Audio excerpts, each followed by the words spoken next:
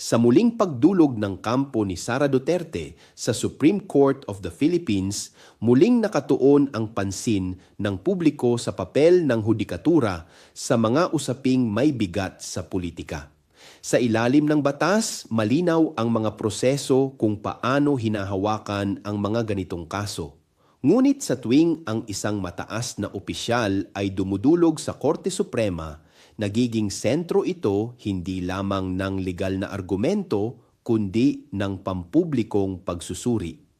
Kasabay nito, lumilitaw ang tanong sa transparency, lalo na kung ang mismong Supreme Court lamang na humahawak ng ganitong kaso ang may kontrol sa access sa mahahalagang dokumento tulad ng SALN ng mga mahistrado.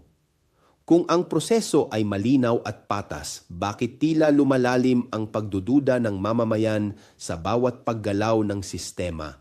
Ako si Bishop Tonyo, obispong migrante sa Europa, at ito ang Damdaming Makabayan. Hanggang sa muli.